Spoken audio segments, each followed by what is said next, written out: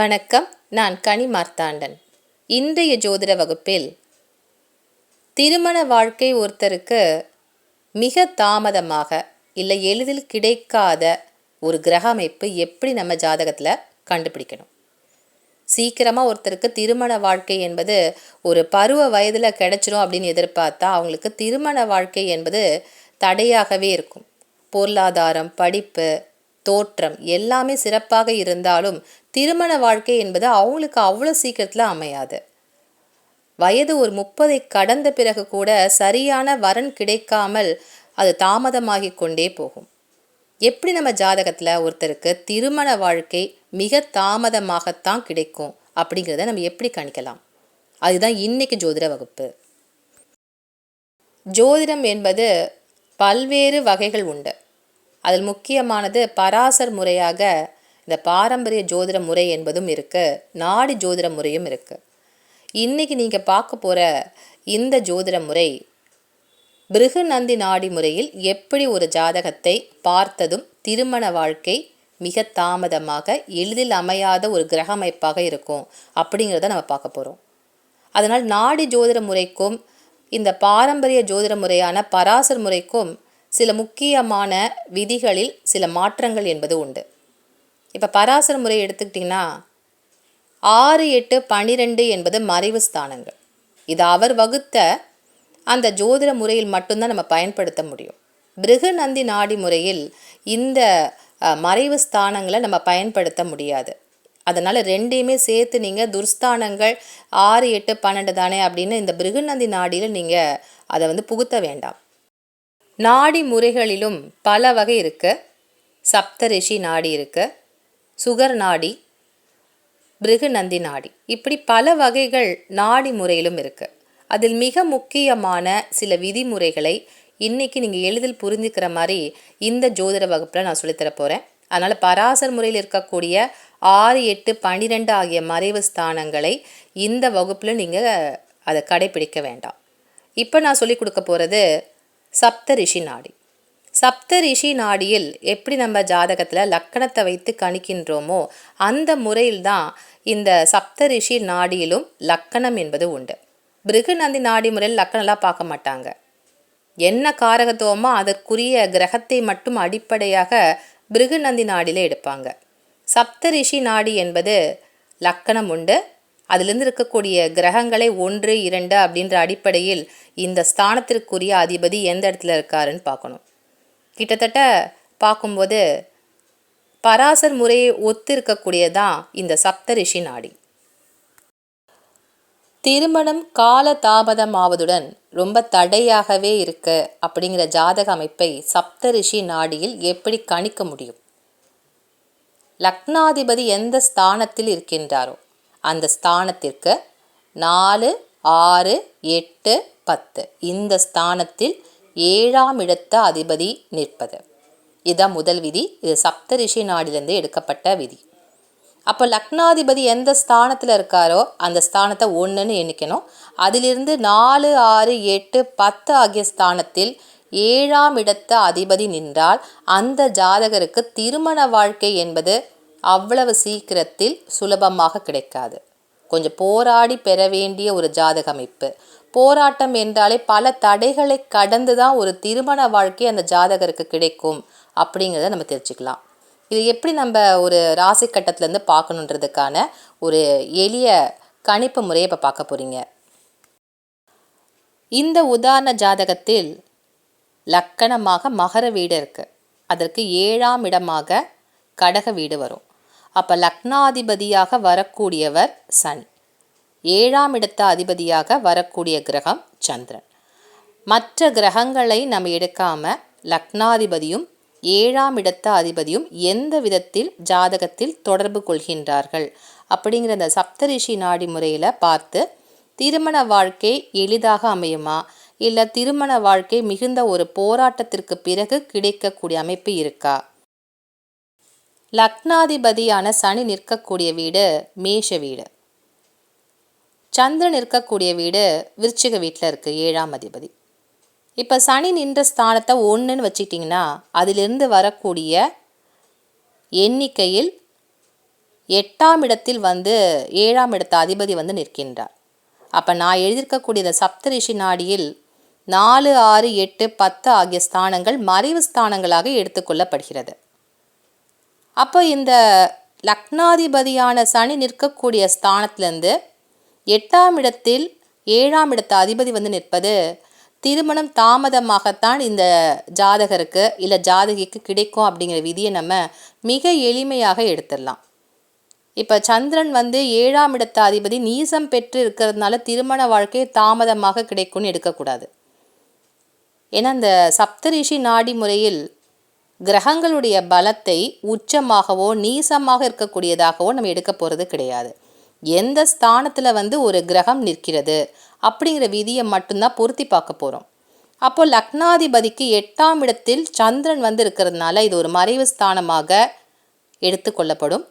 அப்படின்னா திருமண வாழ்க்கை மிக தாமதமாகத்தான் இந்த ஜாதகருக்கு கிடைக்கும் அப்படிங்கிறத நம்ம எடுத்துடலாம். லக்னாதிபதியான ஜாதகருக்கும் 7ஆம் இடத்து அதிபதியான களத்திரக்காரகனுக்கும் எந்த வகையில் ஜாதகத்தில் தொடர்பு இருக்கு? அப்போ மிக சீக்கிரமாக திருமண வாழ்க்கை ஜாதகருக்கு அமையுமா, இல்லை மிகவும் தாமதமாகக்கூடிய அமைப்பு இருக்கா? ஏன்னா ஒருவரை ஒருவர் எந்த வகையில் தொடர்பு கொள்கின்றார்கள் அப்படிங்கிறதான் இந்த சப்தரிஷி நாடியின் மூலமாக நம்ம பார்க்க போகிறோம். இப்போ சனிக்கு 8ஆம் இடத்தில் மறைந்திருக்கக்கூடிய சந்திரனாக இருக்கார். இப்போ சந்திரன் 7ஆம் இடத்து அதிபதி. அப்போ அந்த 7ஆம் இடத்து அதிபதி விருச்சிகத்தில் இருக்கிறதுனால நீங்கள் விருச்சிகத்திலேருந்து எண்ணி பார்த்தீங்கன்னா மேஷ வீடு 6ஆவது வீடாக வரும். 6, 8ஆக வருகின்ற பொழுது இது சஷ்டாங்க பொருத்தமாக ஜாதகத்தில் வரும். 7ஆம் இடத்து அதிபதிக்கு 6ஆம் இடத்துல சனி இருக்கார். அப்போ லக்னாதிபதியான சனிக்கு 8ஆம் இடத்தில் 7ஆம் இடத்து அதிபதி இருக்கார். 6, 8 என்பது சஷ்டாங்கமாக ஜாதகத்தில் இந்த 2 கிரகங்களும் நிற்கிறதுனால திருமண வாழ்க்கை தாமதமாகத்தான் இருக்கும். அப்போ லக்னாதிபதி எந்த ஸ்தானத்தில் இருக்காரோ அந்த ஸ்தானத்திற்கு 4, 6, 8, 10 இந்த ஸ்தானங்களில் 7ஆம் இடத்து அதிபதி நின்றால் ஜாதகருக்கு மிக மிக தாமதமாக திருமண வாழ்க்கை என்பது பொருந்தி வரும். அப்போ லேட்டாக தான் ஆகும் அப்படிங்கிறத நம்ம தெரிஞ்சுக்கலாம். இந்த அமைப்புகள் இருக்கக்கூடியவர்களுக்கு திருமண வாழ்க்கை என்பது சீக்கிரத்தில் நடக்கக்கூடிய அமைப்பாக இருக்காது. இரண்டாவது விதியாக பார்க்க போகிறது, குரு நின்ற ராசிக்கு 4, 6, 8, 10 இந்த ஸ்தானங்களில் சுக்கிரன் நின்றாலும் அந்த ஜாதகர் ஜாதகிக்கு திருமண வாழ்க்கை என்பது தாமதத்தை தரக்கூடியதாக இருக்கும். பிருகு நந்தி நாடி முறையில் லக்கணத்தை அடிப்படையாக எடுத்துக்கொண்டு எந்த விதிகளும் கணிக்கப்படுவது கிடையாது. கிரக காரகத்துவத்தை தரக்கூடிய கிரகங்களை வைத்து மட்டும்தான் இந்த பிருகு நந்தி நாடி முறையில் நம்ம விதிகளை எடுப்போம். குருவே ஒரு ஜாதகத்தில் ஜீவகாரகன், களத்திரக்காரகனான சுக்கிரன். அப்போ இந்த 2 கிரகங்களுக்கும் இடையே இருக்கக்கூடிய தொடர்பு எந்த நிலையில் ஜாதகத்தில் வலுவாக இருக்கு அப்படின்னு பார்க்கணும். அப்படி பார்க்கின்ற பொழுது குரு நின்ற ஸ்தானம் எதுவோ அது எந்த ஸ்தானத்தில் இருந்தாலும் அந்த ஸ்தானத்தை 1ன்னு வச்சுக்கோங்க. அதிலிருந்து 4, 6, 8, 10ஆக சுக்கிரன் இருந்தால் களத்திரக்காரகனுடன் ஜீவகாரகனுடைய தொடர்பு மிக தாமதமாக கிடைக்கக்கூடிய வகையில் இருக்குது.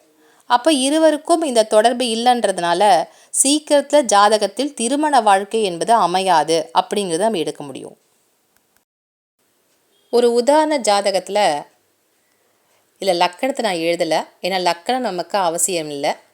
ஜாதகத்தில் ஜீவகாரகனான குரு எந்த ஸ்தானத்தில் இருக்கார், இது வந்து ஆண் பெண் இருவருக்குமே பொருந்தக்கூடிய ஒரு விதி. அப்போ குரு நிற்கக்கூடிய ஸ்தானம் கடக வீட்டில் குரு அமர்ந்திருக்காரு. உச்சம் பெற்ற குருவாக ஜாதகத்தில் இருக்கின்றார். குரு உச்சம் பெற்ற நிலையில் இருந்தாலும் ஜாதகருக்கு திருமண வாழ்க்கை மிக மிக தாமதமாகத்தான் கிடைக்கும். ஏன்னா களத்திரக்காரகனான சுக்கிரன் ஜாதகத்தில் மேஷ வீட்டில் வந்து இருக்கின்றார். அப்போ குரு நின்ற ஸ்தானத்திற்கு 10ஆம் இடத்தில் வந்து சுக்கிரன் இருக்கிறதுனால திருமண வாழ்க்கை என்பது இவருக்கு தாமதமாகும். சுக்கிரன் நின்ற ஸ்தானத்தை நீங்கள் 1ன்னு வைத்து நீங்கள் கணக்கிட்டாலும் மறைவு ஸ்தானத்தில் தான் குரு வந்து அமர்ந்திருப்பார். இப்போ சுக்கிரன் இருக்கக்கூடிய மேஷ வீட்டை நீங்கள் 1ன்னு வச்சுக்கிட்டிங்கன்னா 1, 2, 3, 4ஆக வரக்கூடியது கடக வீடு. அப்போது சுக்கிரனுக்கு மறைவு ஸ்தானமான 4ஆம் இடத்தில் குரு வந்து அமர்ந்திருக்காரு. அப்போ இந்த ஜாதகருக்கு நீங்கள் எந்த வழியில் பார்த்தாலும் மறைவு ஸ்தானமாகத்தான் 2 கிரகங்களுமே தொடர்பு கொள்ளக்கூடிய நிலையில் இருக்குது. அப்போ ஜாதகருக்கு திருமண வாழ்க்கை என்பது தாமதமாகும். இந்த விதி ஆண் பெண் இருவருக்குமே பொருந்தக்கூடிய விதி. அப்போ ஜீவகாரகனுடன் களத்திரக்காரகன் இந்த ஜாதகத்தில் தொடர்பு கொள்வதில் சில சிக்கல் இருக்கக்கூடிய அமைப்பாக இருக்குது. அதனால் சீக்கிரமாக திருமண வாழ்க்கை என்பது ஒரு வாலிபத்தில் அமையக்கூடியதாக இருக்காது. இந்த விதிகளின் மூலமாக ஒரு ஜாதகருக்கு திருமண வாழ்க்கை என்பது மிக தாமதமாக அமையக்கூடியதாக இருக்கின்றதை நம்ம கணிச்சிடலாம். இந்த விதிகளின் போது நீங்கள் துர்ஸ்தானங்களாக 6, 8, 12 எடுத்து இதுக்கு விதி எடுக்காதீங்க. 4, 6, 8, 10 ஆகிய ஸ்தானங்களை மட்டும்தான் எடுத்து பார்க்கணும். அப்படி பார்க்கின்ற பொழுது நீங்கள் எந்த கிரகத்தினுடைய ஒப்பிட்டு பார்க்குறீங்களோ அந்த இடத்திற்கும் இது மறைவு ஸ்தானமாக இருக்கும். இப்போ நீங்கள் குருலேருந்து நீங்கள் சுக்கிரனை எண்ணி பார்த்தாலும் மறைவு ஸ்தானமாக இருக்கும். சுக்கிரன்லேருந்து எண்ணி வருகின்ற பொழுது குரு மறைவிடத்தை தான் இருப்பார். இப்படி 2 கிரகங்களுமே ஒருத்தரை ஒருத்தர் மறைமுகமாக தொடர்பு கொள்ளக்கூடிய நிலையில்தான் இந்த 4, 6, 8, 10 ஆகிய ஸ்தானங்கள் செயல்படும். இதுக்கு ஏதாவது ஒரு விதிவிலக்கு இருக்கா? திருமணம் சீக்கிரம் அமைவதற்கு ஒரு விதிவிலக்கு இருக்கான்னு கேட்டிங்கன்னா, இந்த 2 விதிகளிலும் நம்ம எடுத்துக்கொள்ளக்கூடிய கிரகங்கள் 2 கிரகங்கள் தான் எடுத்துக்கிறோம். லக்னாதிபதி 7ஆம் இடத்து அதிபதி குரு மற்றும் சுக்கிரன். இந்த கிரகங்களில் ஏதாவது ஒன்று வக்கரமாக இருக்கக்கூடிய நிலையில் இருந்தால் அப்போது அந்த ஜாதகருக்கு திருமண வாழ்க்கை என்பது வாலிபத்தில் கிடைக்கக்கூடியதாக இருக்கும். வக்கரம் பெறாமல் இந்த 4 கிரகங்களுமே நேர்கதியாக செல்லக்கூடிய கிரகங்களாக இருந்தால் திருமணம் மிக தாமதமாகத்தான் கிடைக்கும் அப்படிங்கிறத நம்ம எடுக்க முடியும். இந்த 4 கிரகங்களில் ஏதாவது ஒன்று பரிவர்த்தனை ஆகக்கூடிய நிலையில் இருந்தாலும் அந்த ஜாதகருக்கு திருமண வாழ்க்கை என்பது தாமதம் இல்லாமல் கிடைக்கும். பரிவர்த்தனை ஏதாவது ஒரு கிரகத்துக்கு நடக்கணும். அப்படி ஒரு பரிவர்த்தனையில் ஒரு கிரகம் இருந்தால் அந்த ஜாதகருக்கு திருமண வாழ்க்கை சீக்கிரமாக வாலிபத்தில் அமைஞ்சிடும் நம்ம எடுத்துக்கலாம். இன்றைய ஜோதிட வகுப்பில் திருமண வாழ்க்கை தாமதமாக எளிதில் கிடைக்காத ஒரு கிரகமைப்பு எப்படி நம்ம கணிக்கணும், இதற்கு நான் பயன்படுத்தின இந்த சப்தரிஷி நாடி பிருகுநந்தி நாடியில் முறையில் சொல்லப்பட்டிருக்கக்கூடிய மிக முக்கியமான விதிகளை இன்னைக்கு ஜோதிட வகுப்பில் நீங்கள் பார்த்தீங்க. எந்த ஸ்தானங்களை துர்ஸ்தானமாக எடுத்துக்கணுன்றதுக்கு விதிகள் இருக்கோ அதையும் நான் சொல்லி கொடுத்துருக்கேன். இந்த விதிகளின் மூலமாக ஜாதகத்தில் திருமண வாழ்க்கை லேட் ஆகுமா இல்லை சீக்கிரமாக கிடைக்குமா அப்படிங்கிறத நீங்கள் தெரிஞ்சுக்கலாம். மீண்டும் அடுத்த வகுப்பில் நல்ல பல விஷயங்களுடன் உங்களை வந்து சந்திக்கின்றேன். நன்றி, வணக்கம்.